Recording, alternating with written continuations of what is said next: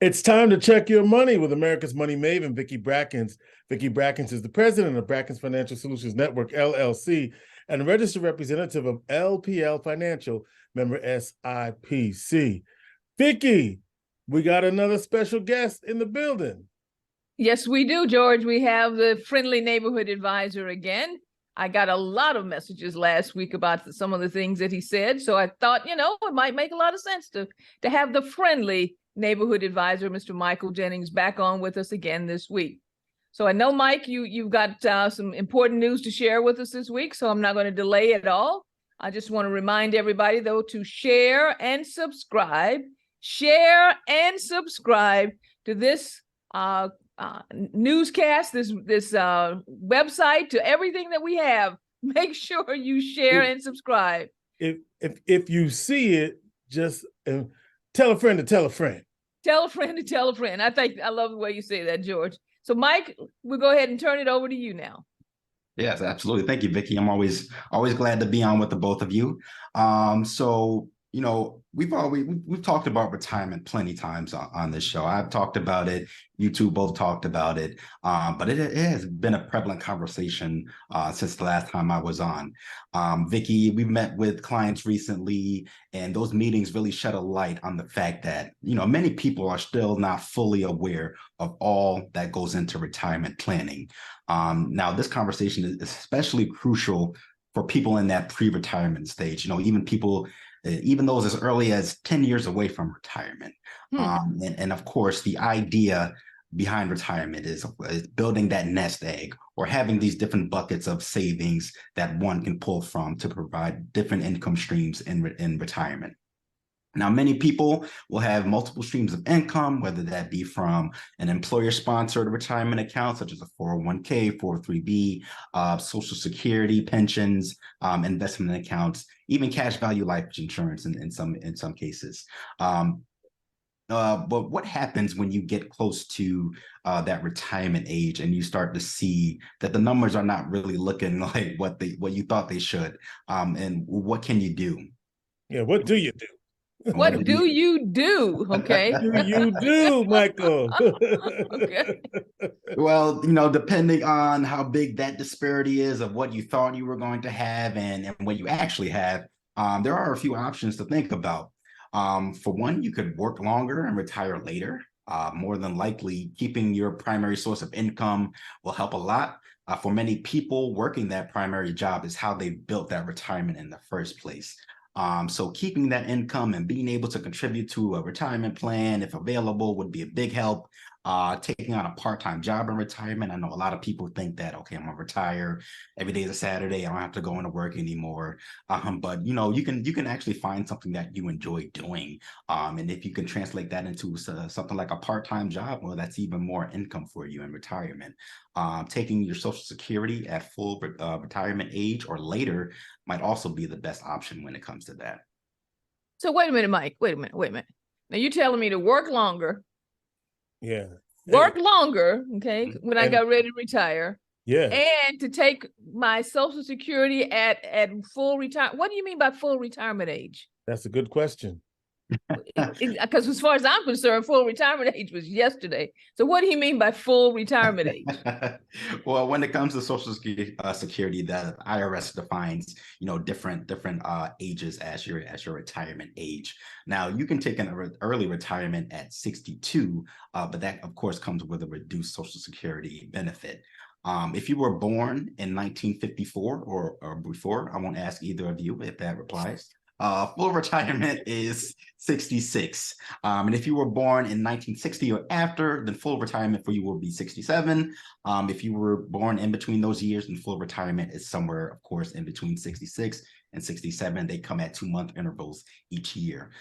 Full retirement will give you your full Social Security benefit, but you can actually, as Vicki was asking, you can actually further delay taking out Social Security. And for each year that you do, you get an 8% increase beyond your full benefit. Okay. So, and I get an 8% raise every year that I decide to delay. Absolutely. Every year you decide to delay beyond full retirement age. Beyond full retirement. Okay. Well, that doesn't sound too bad. So now you want me to keep working and delay my Social Security. Is there anything else I should do? Yes, absolutely. You can also save more. Now, this might be one of the toughest options for many people. How willing are you to alter your lifestyle now to lower your expenses so that you can put more of your money towards saving for the future? And how much you can actually save is based on different account limits. Your 401k, your Roth IRA, those are going to have different limits of the amount that you can contribute each year. Is there enough time to even save adequately? These are all essential questions that have to be discussed. Mm-hmm. So, who am I discussing these questions with? You're discussing it with your friendly neighborhood advisor, of course. Okay. When we know how convenient is that? Really, that's perfect. Okay. Yeah. And when we have that discussion, a lot of the questions that come up, such as what's a good number to strive for when it comes to saving, right? Mm-hmm. And even though that is a good question, it entirely depends on how much each household plans on living off of in retirement. For example, a good rule of thumb when it comes to drawing down from an account in retirement is to try to live off of 4% of that of your assets each year. This would allow your accounts to continue to grow based on, of course, market conditions. And it also provides you for a solid income stream. Any more than that 4%, maybe 5%, might be pushing it. Any more than that, you're going to be spending too much of that nest egg down. Mike, you know what I think about the question that Vicki asked us many years ago? And I don't even know if I have it. I don't even know if I have the right way to phrase this question, but here it is, which is what people can think about when they sit down, which is what's important about money to me. Okay. And so now knowing that also informs your retirement, because if these things are important to you as it relates to how you want to use your money, then you have to plan for those things. So yeah, thank you, Vicki, for helping me remember that. Did I get it right? You got it right. I'm going to feel like, who's that? Fred Sanford? Elizabeth, I'm having to make George remember. And you're completely right, that was exactly George. Correct. Exactly. You're completely right, George. Money and retirement, they're intrinsically related. Now, another option to be able to prolong your retirement is to actually lower your expected retirement expenses, or otherwise, changing your idea of what you consider your retirement to be.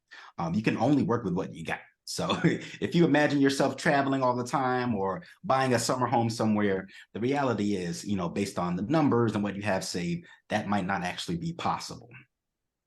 Right. And so, Mike, when I find out that that's not possible, and I have to reduce my expenses, and I have to extend my Social Security time frame, and I have to look at working longer, what do you do with your clients to help them manage all of those emotional changes? Emotional changes, that's a big one. For a lot of our clients, that comes into play early on in the financial planning process. For all of our clients, we go through the cash flow management phase, where we figure out, okay, what's coming in versus what's going out. And what's going out part, you would think that the what's coming in would be more important, but the what's coming out, that's really what gets people going. We had that conversations with a lot of our clients. They go through this worksheet and they find out they're spending a lot of money on things that they didn't think they were spending that money on. So that's where a lot of that emotional base comes in. But some more tips for being able to prolong your retirement and make sure that you're comfortable in your retirement is, of course, again, like we mentioned, lowering those daily living expenses, the money that you spend on food, clothing, all of that. When you're in retirement, don't take out a loan for that retirement home. Okay. If in fact you may even need to consider downgrading your home, if that would be a better option for you. Any other major purchases may have to be delayed or even taken off the table completely, again, if the numbers do not support it. And also, I would say try to go into retirement debt-free. That's those are fewer things that you have to spend your money on, and that allow you for more retirement income that lasts even longer. Well, I think, George, okay, at this point in time, based on everything that our friendly neighborhood advisor has said to us, one of the things I'm hearing is that he's saying plan early. Make sure that we set the plan in motion early. Make Plan sure early, plan Yeah, early, and properly. early and properly, Yeah, and I think monitor it's that proper. plan. Okay, And monitor that plan. and absolutely monitor that plan. Well, George, are you ready for our next segment? I am. Okay, so I really love what Michael was saying concerning all of the things that we can do as far as retirement and the changes that we have to make. In our next segment, we're going to deal a little bit more with some of the issues around Social Security. The reason for that is that, guess what? Somebody announced their re-election this week. I heard that. Okay, meaning the president, and one of the big topics again is what's happening with Social Security. And since that is a topic of great import to your retirement, I thought in our next segment we would actually spend some time discussing the history of Social Security. So at this point in time, thank you very much, Mr. Friendly Neighborhood Advisor. And I'll say to our audience, our plate is full.